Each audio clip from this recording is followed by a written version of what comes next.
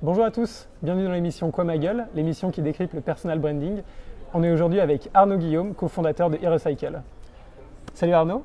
Bonjour Émile, Comment ça va? Impeccable, et toi? Ouais, nickel, impec. Pourquoi est-ce que tu as cofondé e-Recycle? Alors c'est vrai que e-Recycle, on l'a confondé donc, avec Clément Bongibaud parce qu'on avait vraiment un besoin de revendre notre téléphone. Donc e-Recycle, il faut savoir que c'est spécialisé dans la reprise et la revente de produits d'occasion reconditionnés. Et on avait vraiment un besoin de vendre notre téléphone. Et on n'avait pas envie de s'embêter avec Le Bon Coin et compagnie, faire main à main, etc. Ouais. On était prêt à perdre entre guillemets 10% de la valeur du produit pour pouvoir le revendre. Et on s'est dit, il y a peut-être un marché à faire et il y a peut-être quelque chose à trouver, tout en ayant un peu l'esprit recyclage, l'esprit revente, mais qu'on puisse, un téléphone, il y en a qui s'en séparent et d'autres ils ont un besoin qui suffit en fait, un téléphone de 3 ans de génération, il n'y a pas de souci, quoi. Je veux dire, un S4, on peut toujours utiliser, téléphoner et faire des textos. Ça dépend de son utilisation. Et on s'est dit qu'il y avait peut-être un besoin ou peut-être un service à créer là-dessus pour pouvoir revendre simplement et donner envie aussi, et donner l'envie d'acheter un téléphone reconditionné, garanti pour une autre personne. Donc essayer de rejoindre le besoin entre les deux. Voilà. Ok. J'ai pris du temps, mais... Non, mais c'est hyper clair. C'est quoi qui t'a, au-delà de ce truc hyper concret qui fait un parfait storytelling de start-up, pourquoi est-ce que toi, personnellement, t'as fondé une boîte? Alors, c'est peut-être pas ta première boîte, peut-être que tu étais déjà entrepreneur, mais c'est quoi qui t'a poussé au-delà de ce besoin et de cette opportunité Pour cette marché? start-up, en tout cas, c'était vraiment en fait, nous, on est vraiment issus du web. Ouais. Je connais que le web et je n'ai pas de connaissances sur la vente directement. C'est-à-dire que j'ai jamais eu de produits à vendre et je n'ai pas de connaissances aussi sur comment on fait pour vérifier les mobiles. Ouais. Donc aujourd'hui, on a des partenaires, etc. Mais faire un projet autour de différents partenaires, de différents prestataires, etc. J'avais envie de développer là-dessus, de pouvoir, je sais pas moi, mettre en relation, de faire vraiment un projet de A à Z qui permettrait de construire un projet à valeur ajoutée. On est vraiment sur un service et pour faire un service, on a besoin de s'entourer, que ce soit de compétences mais aussi de partenaires. Et je voulais vraiment avoir le défi de dire, il y a un besoin, on met tout ça en relation et on essaie de faire quelque chose qui puisse marcher. Donc c'était vraiment l'envie d'entreprendre sur un domaine que je ne connais pas, par exemple la logistique. Parce qu'il faut bien vendre les produits, donc il faut bien faire la logistique, etc.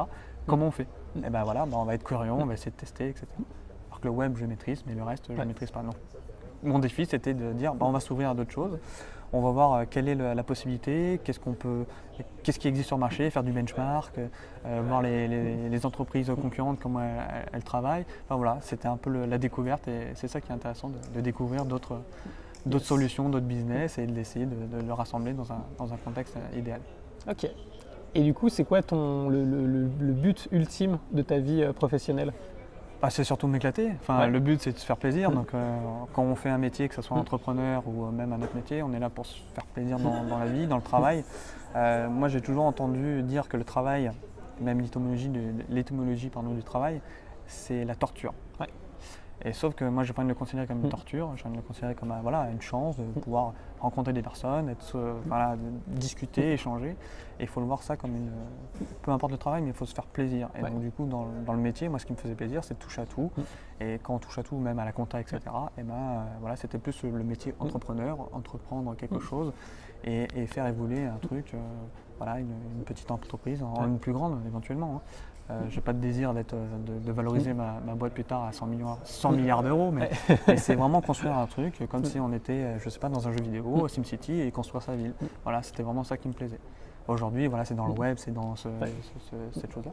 Peut-être dans 20 ans, ça sera, je voudrais être maire d'une ville, par exemple, et dire, j'ai envie de développer côté des citoyens, réfléchir un peu à d'autres systèmes, quoi. D'accord. Tu as l'air vraiment le pur entrepreneur. Le pur, je sais pas, parce que chacun est différent, mais ce que je veux dire, c'est que moi j'ai envie de me faire plaisir en touchant à tout. Alors on peut être chef de projet polyvalent, etc. Mais voilà, je me suis dit, c'est ce qui me motive, c'est ce qui m'anime aujourd'hui. En disant ça, ce que je voulais te poser comme question, c'est du coup, où est-ce que tu mets la limite entre le pro et le perso? Parce que tu as l'air de complètement habiter le...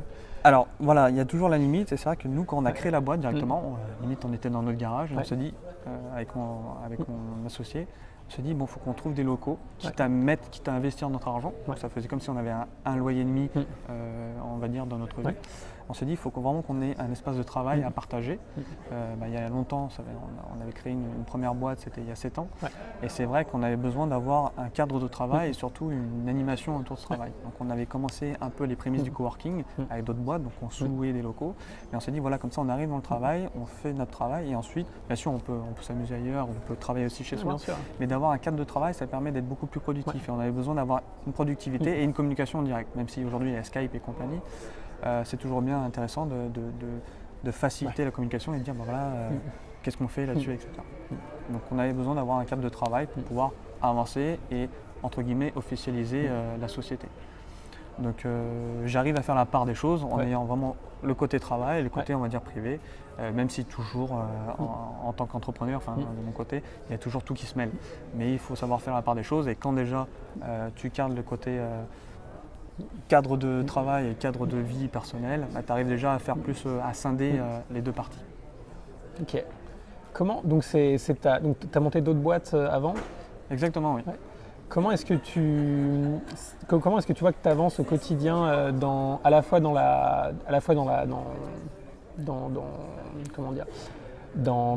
l'exécutif de ta boîte et dans ta vie professionnelle? C'est quoi tes indicateurs C'est vrai que c'est une question assez difficile parce que pour dire comment j'avance, etc., on peut dire j'avance en termes de compétences.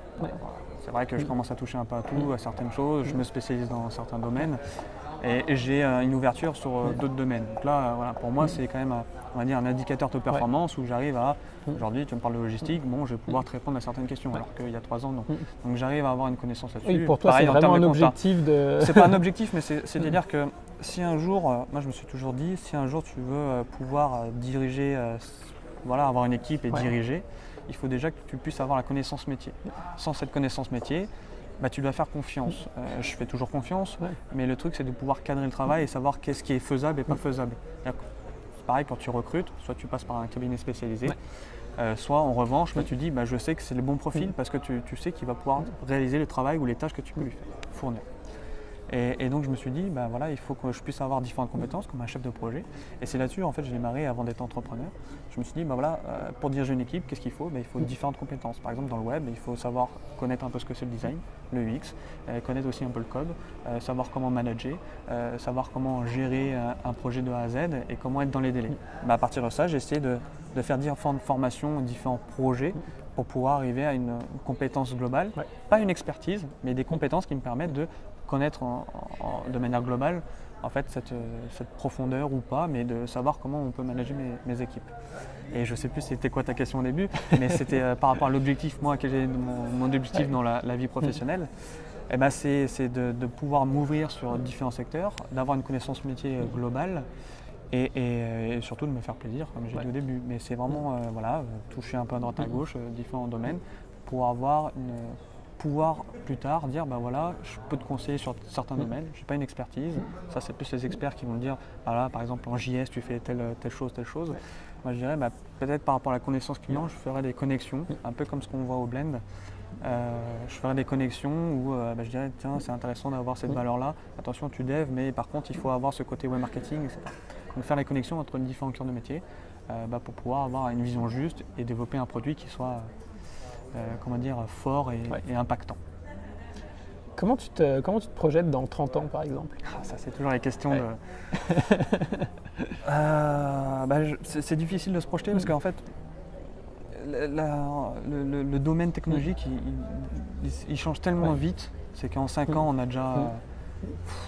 c'est incroyable qu'on se dit, nous aujourd'hui on est par exemple dans les téléphones, recyclage de téléphones portables, mais dans 5 ans est-ce que ça ne sera pas les tablettes hybrides, les ceci, les cela? Mais au-delà de la technologie et de qu'est-ce que tu vas faire, c'est comment est-ce que tu te vois en tant que personne, même au sein de la société quoi? Est-ce que tu te vois influenceur sur certains domaines? Non, parce que je n'ai pas la prétention d'être influenceur, je n'ai pas la prétention de dire telle et telle chose. Je pense que je serais plus en rôle d'accompagnement éventuellement pour les startups ou dans les entreprises qui ont des problématiques spécifiques pour essayer de mettre pour coordonner le tout, pour avoir vraiment une notion extérieure. J'aime bien avoir une notion extérieure, proposer des recommandations, qu'elles soient appliquées ou pas, mais avoir un regard extérieur, transmettre. Je pense que ça sera cool et ça peut toujours apporter un peu plus. Après, je serai peut-être dépassé, donc on verra peut-être dans 30 ans. Est-ce que je vais leur dire, bon, ça serait bien, il faudrait que tu fasses un peu un site sur le Minitel ou quelque chose. Non, ils vont me regarder, donc c'est un peu compliqué. Ah, le Minitel ne va pas revenir dans 30 ans. Non, je pense pas. Mais on ne sait jamais, peut-être qu'il y aura un peu le côté vintage qui va arriver. Je ne sais pas. Mais le truc, c'est que je pense qu'on verra comment on s'adapte dans 30 ans. Mais pourquoi pas partager ses connaissances, même si elles sont mineures, je dirais. On verra comment orienter mon parcours. Par rapport à mon parcours, je pourrais me permettre certaines choses et je dirais pas forcément tiens c'est ça qu'il faut faire, etc. Enfin, moi j'ai toujours le cœur à partager un peu le côté pédagogie, donc j'irai même plutôt vers la formation éventuellement pour pouvoir partager. J'ai un besoin de partage par la suite, mais avant de partager il faut déjà faire son expérience et voir quelles sont les erreurs qu'on a pu faire, essayer d'avoir se remettre sur soi, essayer d'avoir un regard déjà personnel pour pouvoir apprendre et dire voilà, on peut orienter, mais on ne doit pas être catégorique quand on fait de la pédagogie ou de la recommandation. Il faut qu'on puisse orienter et c'est à l'autre de prendre le choix et d'y aller à fond. Ok, merci beaucoup. Au plaisir. Dernière question, l'émission s'appelle Quoi ma gueule? À quoi ça te fait penser? À Johnny, moi. À part Johnny.